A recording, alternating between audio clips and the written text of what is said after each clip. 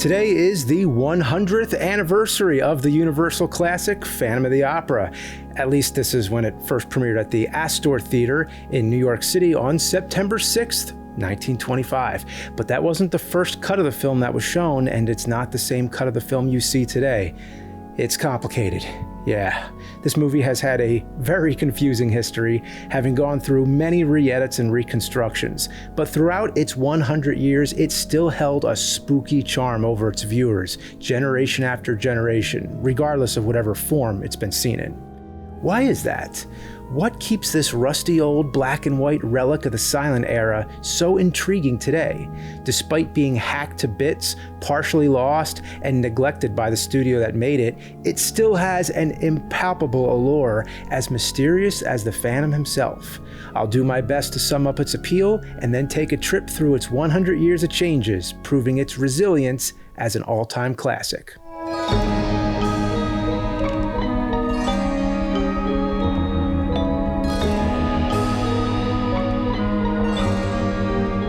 I know what keeps me coming back to the Phantom is the setting. The Paris Opera House in the 19th century invokes a time period of fashion, thriving talent, wealth, and a high-class society.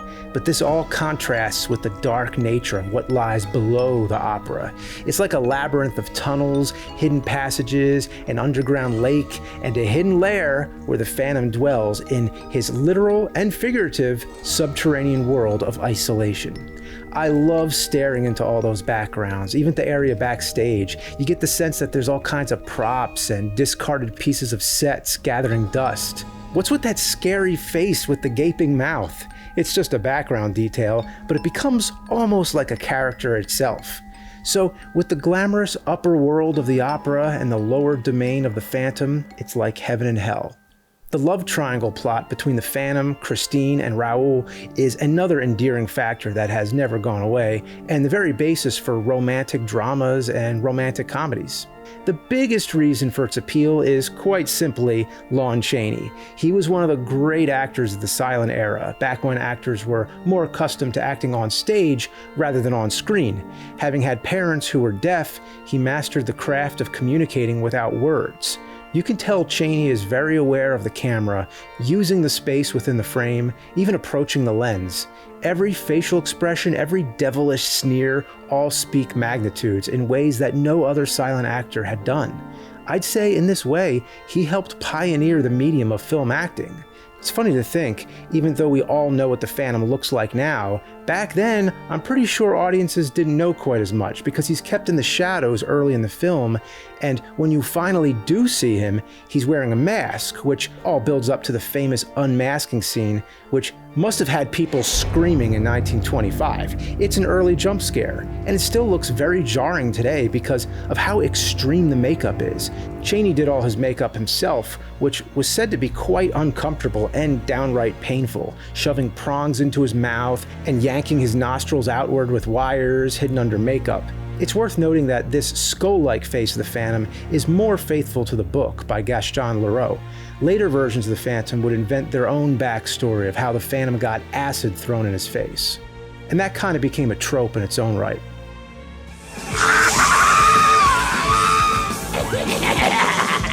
But in the original story, the Phantom is born with his look, and it's described very much the way Chaney portrays him. Sometimes all you need is just a good villain. The Phantom is like the Joker. He's got a whole master plan and traps around every corner. His primary motivation is to win the affection of singer Christine Daae or Dua, not through genuine means, but by manipulation and control. The first part of his plan is to promote her success in the opera house through blackmailing the theater's managers. And while no doubt he's an evil fiend, he also elicits some sympathy from the viewers. Because of his naturally grotesque image, he feels rejected by society, and all that rejection and torment he's experienced messed him up so badly that he's now on a quest for what he sees as justice. So, why is the Phantom so appealing? It's because it's the story of the ultimate outcast and a big middle finger to all the higher-ups. This is a scene which is explicitly based on Edgar Allan Poe's Masque of the Red Death, and happens to be one of the original color scenes that has survived. It's a standout moment when the Phantom appears in the middle of the masked ball to remind those in the position of wealth and power that death is inevitable to everyone regardless. I think all these themes contribute to the film's lasting impression. But now that I've gone over those main points, let's look at the confusing history of re-edits and other key events from the past 100 years, some of which may have reshaped the public perception of the Phantom, but none have harmed its legacy. On January 7th and January 26th, 1925, in Los Angeles, the first cut was shown to a test audience. This version had an ending which was more similar to the original story, where the Phantom redeems himself by releasing Christine and Raoul, and then dies of a broken heart, which I always found strange and vague. I don't think anyone knows exactly what ended up on screen because the footage is lost, but what we do know is that it tanked badly. Apparently, nobody liked how the Phantom was redeemed. They wanted to see him punished. So, they rushed a reshoot. On April 26, 1925, they premiered this new version, Phantom No. 2. It was shown at the Curran Theater in San Francisco for 4 weeks.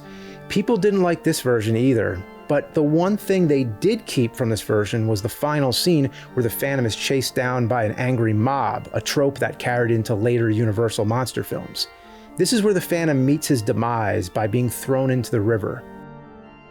On September 6, 1925, 100 years ago today, the main theatrical version, Phantom No. 3, premiered at the Astor Theater in New York City. And then on November 15, 1925, it was released nationwide in the United States and was a success. So it does get confusing which date to celebrate, and like I said at the top, none of these are the exact version you see today.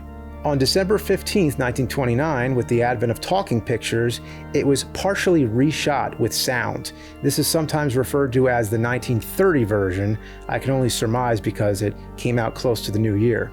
This version was a mix of footage from the silent version, but with new talking footage added, which is now almost entirely lost. Many of the same actors returned, except for Lon Chaney, who remained a silent character, with a servant speaking for him. From what I understand, all the scenes with the Phantom on screen still use the title card, so I guess you can say it was a partial sound film, like The Jazz Singer. Might have been common as movies were making that transition from silent to sound. In the 1930s, Universal sold lower quality 16mm prints of the 1925 silent version for the consumer market. Sadly, all of them have been either lost, deteriorated beyond hope, or have only partially survived. In 1943, there was a big color remake starring Claude Rains as the Phantom. This is the one that introduced the idea of his face being burned by acid. This version can't hold a candle to the original, but this is the version that Universal keeps in circulation and is included on all the monster sets. In 1953, the original Phantom went into public domain because Universal did not renew it. And then sometime in the 50s, a restoration of the original Phantom was made by the Eastman House. So if you ever hear of the Eastman print of the Phantom, this is the version that is most commonly seen today. So what is it? Well, it's a mixed up version containing all the best surviving elements, alternate takes, alternate camera angles, a little bit of footage from the sound version, and a mysterious guy with a lantern who I made a whole video about. Then, later, at some unknown date, a film preservationist, John Hampton, collected every surviving piece of the 16mm prints and compiled a reconstruction. Now, nobody can know for sure, but it's considered to be as close as possible to the main theatrical release of Phantom 25. In 1986, the musical by Andrew Lloyd Webber opened in London's West End, and in '88, it opened on Broadway in New York. This made the Phantom more famous than ever. Throughout the 80s and 90s, the Eastman print became very common. It was the only version you'd ever find on all those public domain VHS tapes like the ones behind me. The picture quality was always really bad, but at the time I figured that's the best it's ever going to look.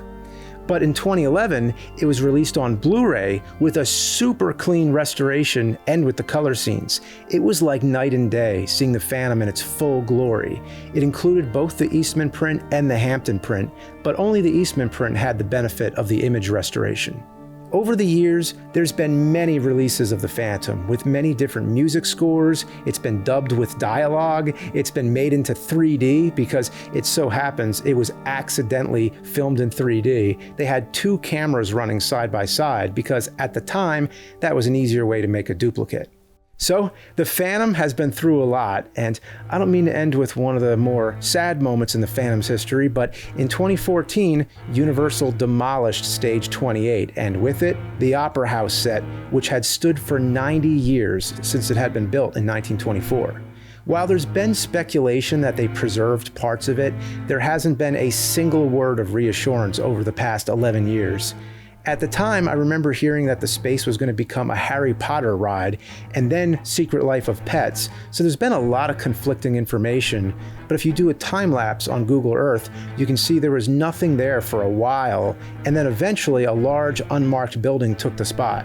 I cannot figure out for the love of God what is inside this building, but it happens to be right next to Super Nintendo World, which opened in 2023.